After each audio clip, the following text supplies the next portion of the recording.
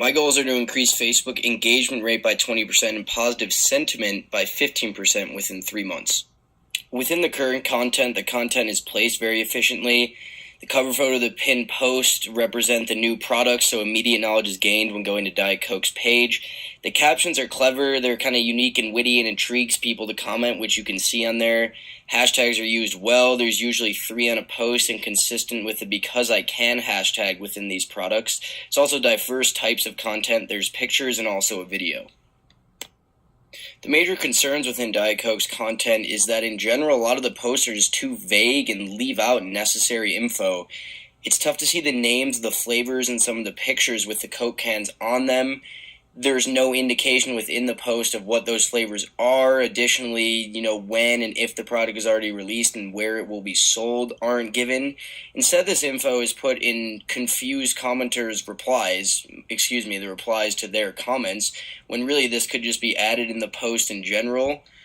Also, the infrequent posting is a bit of a concern. There's only 3 posts from January 10th to January 16th. When you're about to launch a new product, you should probably keep updating people and saying, hey, it's going to be in stores and now, or hey, it's in stores now.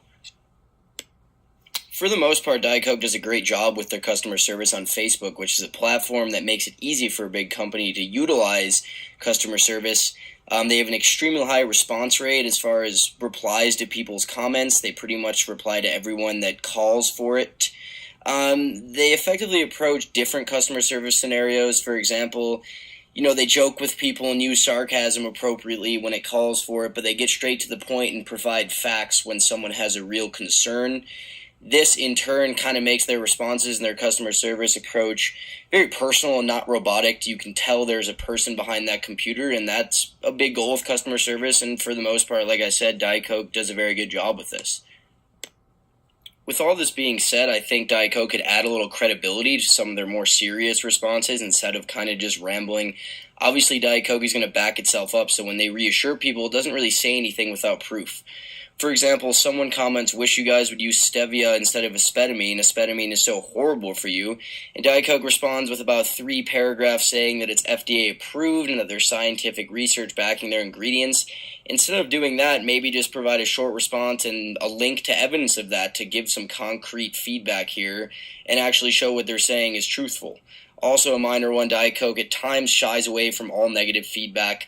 I think they could approach some of these negative comments, not start a war, but, maybe say sorry just to show they're not worried and they're confident in their products.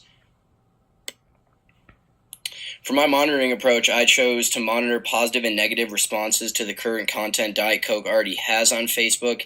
This can help me gauge how much ideal attention Diet Coke is receiving within its present engagement.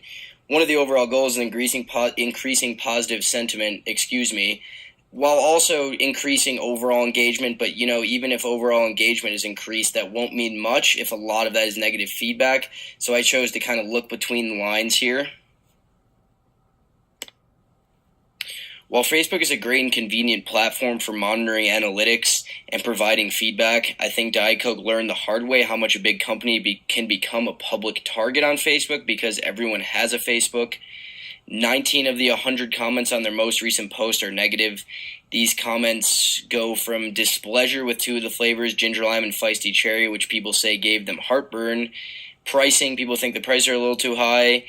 And people in general just think there's no need to add new flavors if we already like Diet Coke. On their cover photo, there's only 25 comments, but 8 of them, 32%, are negative.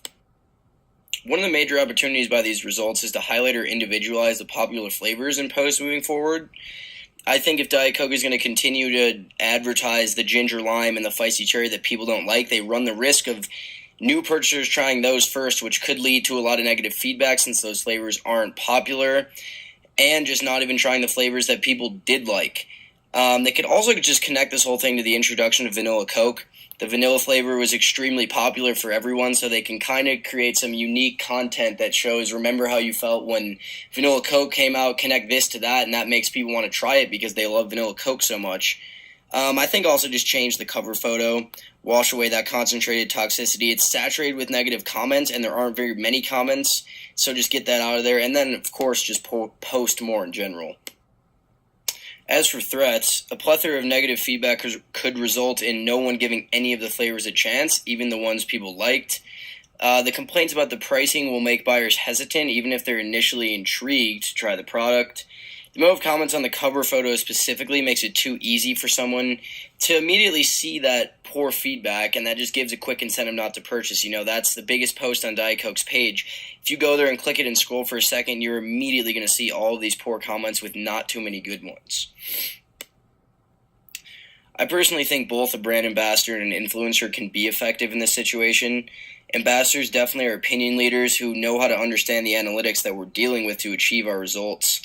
But I think an influencer is more appropriate because it adds a little spice to jumpstarting a product, and often influencers are used for new products. An established influencer who has worked with other brands in the past is definitely necessary because it adds credibility to their name as the influencer. Obviously, an influencer with a following on a certain platform is key. If their opinions matter to a large group of people and this influencer then shows that they like the flavors, it'll lead new customers to try them and others to give it a second chance, which in turn will increase online engagement if there becomes to be a bigger buzz around the products. They need to be relevant amongst many demographics. Obviously, Diet Coke doesn't just apply to one target market, but at the same time, someone who's particularly relevant as an influence amongst a younger crowd can be key. If teens start liking the products, those are the people who are going to then go online and post about it and make it a big thing, which will in turn increase engagement and positive sentiment. They could be used for a contest with the Because I Can hashtag, which can kind of start something going. And I think in general, for selecting an influencer, a food critic, or someone involved with food who posts content and influential content somewhat related to drinking soda would be relevant here.